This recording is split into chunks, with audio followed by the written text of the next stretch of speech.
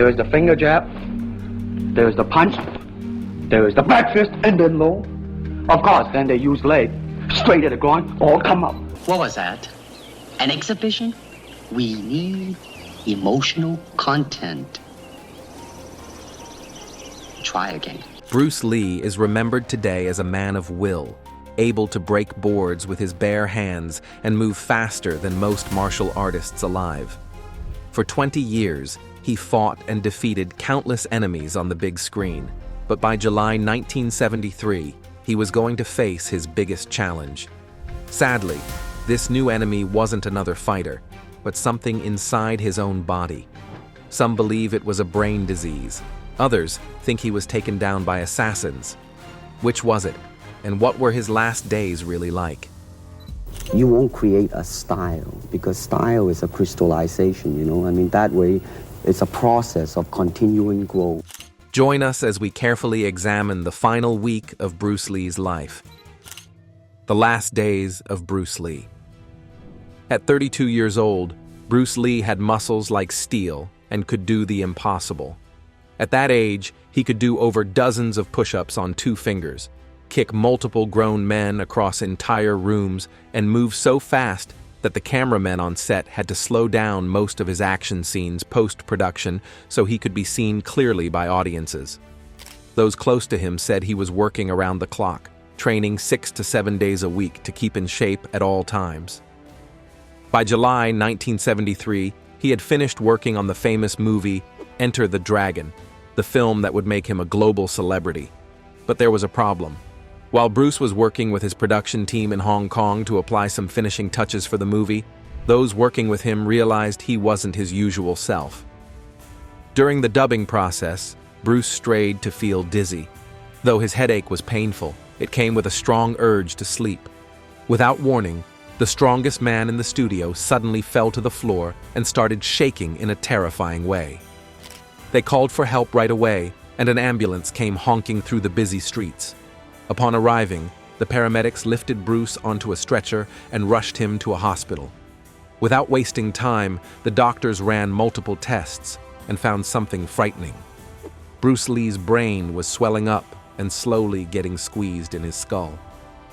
To slow down this process, the doctors gave Bruce Lee a few doses of mannitol, a drug designed to take out excess water from the brain.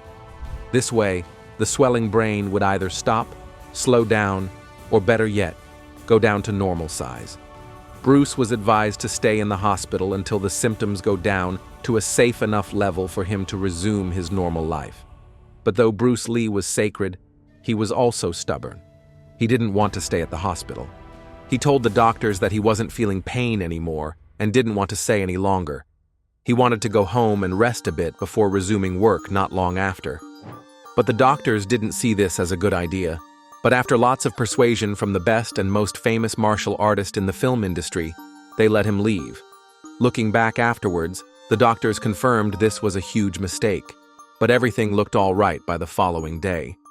Though he said he was going to rest for a day or two before resuming work, he returned to set on July 14th, barely a day after getting discharged from the hospital. Later that day, he got on a new set for another movie he was making called Game of Death, a long-postponed passion project planned by Warner Brothers for Bruce Lee to star in. To get this off the ground, he met his assistant in production, Raymond Chow, to discuss what the new movie schedule would look like for this one. But while Bruce Lee was talking about the movie, Raymond later reported feeling distracted by the way he looked. Though he was performing in top form as usual, it was still clear that Bruce Lee wasn't well. His face kept looking tired, and he was always rubbing his head. Realizing his colleague was worried, Bruce Lee assured him that the hospital visit was nothing to be worried about, just a minor problem. For the next 5 days, Bruce kept working without rest, and now it wasn't just Raymond Chow who was concerned, but everyone Bruce met during this period. Not only was he in a hurry to get everything done all at once, but he was having headaches so painful that he couldn't talk normally. Now he couldn't finish a few sentences without pausing to rub all the sides of his head. The news got to his wife, Linda, who lived in Los Angeles with the children at the time. When they talked on the phone, Bruce said it was all taken care of at the hospital. Worse yet, during this time when he needed sleep the most, he was now pitching more movies to Raymond Chow whenever they got done with the first takes of Game of Death. When Raymond asked the same question about his health, Bruce replied by saying he was ready to conquer the world. No one knew the martial artist had one day left to live. As we shall see, he was ready to conquer the world, but this time, he was not going to win. The death and the mystery. After a long and fruitful meeting with other delegates from Warner Brothers, Bruce went off to have lunch with his close friend, Betty Ting Pei. He settled at the apartment to have his meal and called his business partner Raymond Chow to join in. He wanted them to discuss the upcoming film project with him so they could start making arrangements the following day. They ate and negotiated till 6 p.m. The discussion was mostly lighthearted, but yet again, Betty and Raymond were getting more concerned with how Bruce kept touching his head every few minutes. Not long after, he would start complaining about an increasing headache. It got so bad that Bruce couldn't talk to them anymore. Noticing how bad the situation was getting, Betty pulled out a painkiller containing aspirin and meprobamate and gave it to her friend, hoping it would at least help with the pain. Bruce took it without hesitation, willing to accept anything to help with his anguish. After taking the pill, Bruce asked if he could lie down and rest, and they gave him the space he needed. A few hours passed and it was getting late. Surprised that Bruce had been sleeping for this long, Betty went back inside to wake him up. She called his name many times, shaking his body repeatedly, but Bruce never responded. Betty panicked.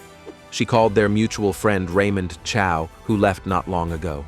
Filled with fear, he rushed back to the apartment, calling for help to take Bruce to the nearby hospital as fast as he could. The doctors made several attempts to revive him, but to no avail. He was pronounced dead on arrival at the hospital, and the following day, the Hong Kong government ordered an immediate examination to find out the true cause of his death. Many specialists were brought in for this task. The man in charge of Bruce Lee's autopsy was Chief Government Pathologist Dr. R.R. Lysette. Like most medical experts hired by the government, this was not his first rodeo, as the doctor had performed hundreds, if not thousands, of autopsies at this point. But this one was much different. In a way, the whole world was depending on his work, as his conclusions from this work alone would be the official cause of death for Bruce Lee for decades to come. The operation began at the Queen Elizabeth Hospital in Hong Kong as the world waited in anticipation. Based on his report, upon opening the head, it was confirmed that Bruce's brain was heavily swollen with fluid, and worse yet, it weighed 175 grams more than normal mass. This meant that Bruce was suffering from cerebral edema before he died, and it was likely the same disease that sent Bruce to the hospital about a week earlier on July 13th. The mannitol medication given to him was the one thing that kept him alive until he passed away, but it didn't take long for the swelling to return. Dr. Lysette concluded that when the swelling returned, it was much worse than ever before, putting so much pressure on Bruce's brain that it stopped working. With that concluded, Dr. Lysette now had a more difficult question to deal with. What caused the swelling to begin with? The doctor looked at the other parts to make out what happened during Bruce Lee's final days. Now this, dear viewer, is where it gets interesting. To the medical veteran's surprise, everything else looked perfect. Bruce's heart and muscles were in amazing condition, and there were no signs of injury or disease anywhere. Dr. Lysette took other samples, and the results were even more puzzling. Bruce Lee took no illegal drugs. So, based on all the further tests, what could have been the cause of his cerebral edema? Well, according to the doctor, it was another substance called equagesic, a prescribed painkiller that contained two common drugs that were potential poisons for Bruce Lee. The first was meprobamate, used for muscle relaxation, while the second ingredient was aspirin, a common substance used for pain relief. According to his friend Betty, when Bruce arrived at her home at 2 p.m. while struggling with a headache, she offered him the drug to help. After hearing this, Dr. Lysette studied the results one more time along with the police investigation. He concluded that Bruce Lee's body was too sensitive to the medication, and the allergy only made things worse. This conclusion was most believable because hypersensitive reactions can happen to anyone, both the healthy and the sick. While the human immune system is excellent at keeping us safe from disease, it also has its flaws. On multiple occasions, a person's body might mistake medicine for something dangerous and fight against it in an overly dramatic way. This comes with various symptoms in different people like swelling, slow suffocation, sneezing, fevers, and even the end of the person's life. It is a rare event, but it has happened to so many people in medical history that it felt reasonable enough to say that it's what brought an end to the famous martial artist. This became the official cause of his death and remains the main narrative that thrives, even to this day. However, not everyone accepted Dr. Lysette's conclusion, as many people found it hard to believe a single pill was enough to end his life. Let's compare each of these claims to what Bruce's final days were really like. Argued reasons for Bruce Lee's death. There were 3 allegedly science-backed reasons why people don't believe Bruce died of a major disease either caused or triggered by a single pill. The first reason is that people with Bruce's level of fitness are normally more resistant to medical side effects. The second reason has to do with Bruce's heart rate. Not too long before he died, scientists curious about how his body worked brought him in for medical tests. The idea was that physical training and the right diet weren't the only things that made him superhuman. According to their records, Bruce Lee had a low and resting heart rate compared to the average person, going as low as about 35 beats per minute. This implied that he had become naturally resistant to things like stress, heat, and drug impact. With this in mind, the sudden brain swelling from a single dose of an aspirin-related drug is highly unlikely to trigger an immune response strong enough to end his life. The final reason was that Bruce has no history of drug misuse or accidental overdosing. Even the medication obtained from his friend Betty was the right dose for the average person struggling with headaches. So the idea that this alone caused a sudden brain swelling felt unreal. Another explanation that has thrived for decades is that Bruce died from heat stroke. Adherents argue that Hong Kong was going through a severe heat wave in July 1973. Temperatures got as high as 99 degrees Fahrenheit with astronomical levels of relative humidity. With this in mind, the claim seems to make more sense, especially considering that Betty's apartment didn't have air conditioning and Bruce was wearing heavy clothes that day. Research also shows that the brain swells when someone suffers from extreme heat stroke. Adding the slight effects of the drug he took then, we might have enough reason to believe why he passed away so suddenly. One other theory focused on Bruce's intense training schedule. Bruce was famous for pushing his body to extreme limits. He would practice martial arts for hours every day, often until he was exhausted. Some medical experts thought that Bruce Lee's body was under too much stress from overtraining. After all, in the months before his death, Bruce had been working incredibly hard. He was finishing Enter the Dragon, working on Game of Death, and planning several other movie projects. He was also developing new martial arts techniques and training methods. Some people believed that his body was simply worn out from too much work. There was also concern about Bruce's dramatic weight loss.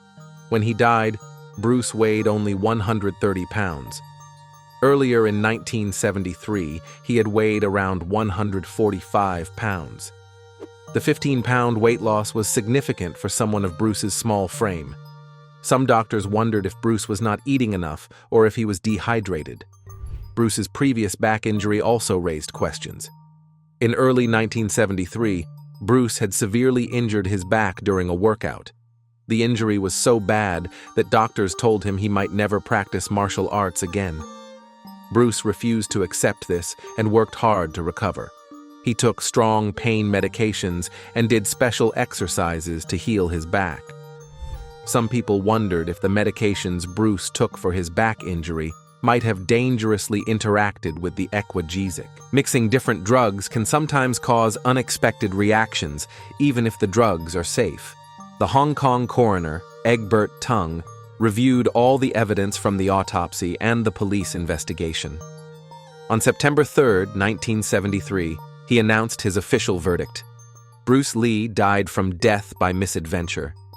This legal term meant that Bruce's death was accidental, not murder or suicide. The coroner agreed with Dr. Lisette that Bruce probably died from a hypersensitivity reaction to the equagesic. However, he also admitted that other factors might have contributed to his death, including the aforementioned extreme heat, his intense training schedule, and his overall physical condition. Many people were not satisfied with this verdict. Bruce Lee's fans around the world wanted more definitive answers. Some accused the Hong Kong government of covering up the truth. Others went so far as to blame Betty for giving Bruce the fatal pill. Thanks to these claims, it didn't take long for conspiracy theories to spread. Some people claimed that Bruce was murdered by jealous martial artists who wanted to stop him from revealing ancient fighting secrets. Others suggested that he was killed by organized crime figures who were angry about his movies. A few people even believed that Bruce faked his death to escape the pressures of fame. As absurd as that might sound, here comes another explanation that is even more intriguing. A score with the triad. This alternative explanation is shocking in a lot of ways. To put it simply, it implies that Bruce Lee was secretly taken out by trained triad cultists. While many people found this claim absurd at first, it seemed valid in light of a few verified facts about Bruce's early years. First off, Bruce Lee's early life in Hong Kong involved witnessing occasional fallouts among various gangs on the streets. The martial artist allegedly had ties with some of those involved in these conflicts, causing the opposing side to get back at their opponents by taking him out. These people believe Bruce moved to the United States because the conflicts in his hometown were becoming too frequent, trusting he would find refuge within the rumored safe walls of Hollywood. Second, Bruce's quick rise to fame and influence over the film and martial arts industries may have felt like a threat to various individuals and groups who felt he didn't earn the fame and recognition he was getting. They allegedly felt threatened by his success and believed the only way to remain relevant was by removing him altogether. The last reason comes back to the sudden nature of his death, especially for someone barely over 30 years of age. Many just felt there had to be a much better explanation for what happened to Bruce. But this explanation for his death, while shocking and resonant, comes with a lot of problems. First, there is no empirical evidence to support this. In the weeks following Bruce's death, this possibility was considered. With this in mind, official investigations were put forth to uncover signs of foul play before his death. This was done mostly through long interviews with specialists who performed the autopsy and those who knew Bruce Lee from his early years. Those who performed the autopsy confirmed that Bruce didn't have any external injuries that implied he died from a violent cause, stating that all tests proved his death was most likely from natural causes. Second, while Bruce did have encounters with violent cults from a very young age, most of these encounters came to an end after he became prominent.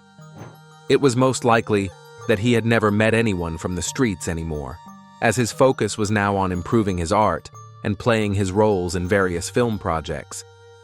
Subsequent investigations prove there is no documented history of ongoing conflicts involving him.